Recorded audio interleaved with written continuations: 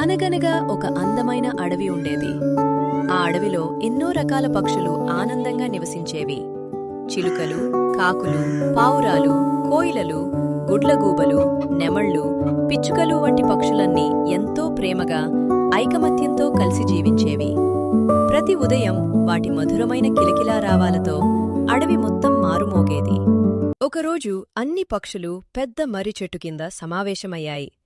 ఆ సమావేశంలో తెలివైన గుడ్లగూబ గురువు లేచి నిలబడి, మన పిల్లలకు మంచి విద్యతో పాటు మంచి విలువలు కూడా నేర్పాలి.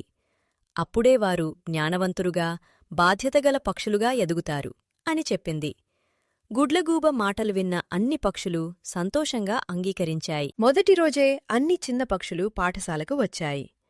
అందరూ చాలా ఉత్సాహంగా ఉన్నారు.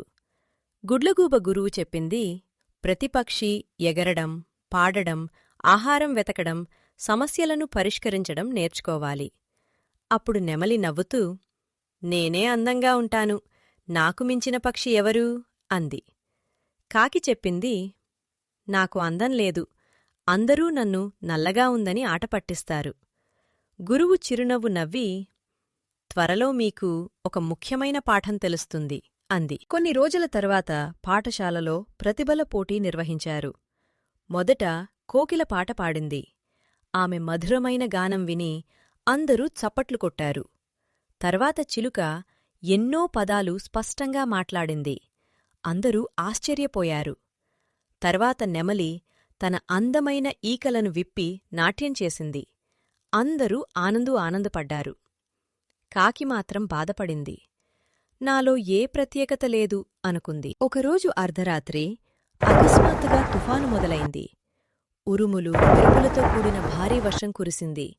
అడవి అంతా చీకటిగా మారింది. చిన్న పక్షులన్నీ తమ గూళ్లలో భయంతో దాక్కున్నాయి. అదే సమయంలో అడవిలో ఒక చెట్టుపై నివసిస్తున్న చిలుక తుఫానులో చిక్కుకుని ప్రమాదంలో పడింది. భారీ వర్షం, బలమైన గాలుల ధాటికి చెట్టుపై ఉన్న దాని గూడు కిందపడిపోయింది. ఏం చేయాలో తెలియని చిలుక భయంతో సహాయం కోసం ఎదురుచూస్తూ ఉంది. ఈ విషయం తెలుసుకున్న పక్షుల పాఠశాలలోని పక్షులన్నీ వెంటనే అక్కడికి చేరుకున్నాయి. చిలుక తన మధురమైన మాటల్తో ధైర్యం చెప్పగలిగింది. కాని గూడును పైకి ఎత్తలేకపోయింది. కోయిల తన మధురమైన పాటతో చిన్న పక్షిపిల్లల భయాన్ని తగ్గించింది. కాని గూడును రక్షించలేకపోయింది. నెమలి తన బలమైన రెక్కల్తో ఎగరడానికి ప్రయత్నించింది. కాని తుఫాను గాలుల వేగాన్ని తట్టుకోలేకపోయింది. ఇదంతా చూసిన కాకి చిలుకకు ఎలాగైనా సహాయం చేయాలని నిర్ణయించుకుంది. కొద్దిసేపు లోతుగా ఆలోచించింది. ఒక్కసారిగా దానికి ఒక మంచి ఉపాయం తట్టింది. వెంటనే ఏమాత్రం ఆలస్యం చేయకుండా అక్కడినుంచి వేగంగా ఎగిరిపోయింది. కొద్దిసేపటి తర్వాత కాకి చిలుకకు సహాయం చేయడానికి తన మిత్రులందర్నీ వెంటబెట్టుకుని ఆ చెట్టు దగ్గరకు తీసుకువచ్చింది. వెంటనే కాకి తన స్నేహితులతో కలిసి చిలుకగూడును జాగ్రత్తగా మళ్లీ చెట్టుపై ఉంచింది.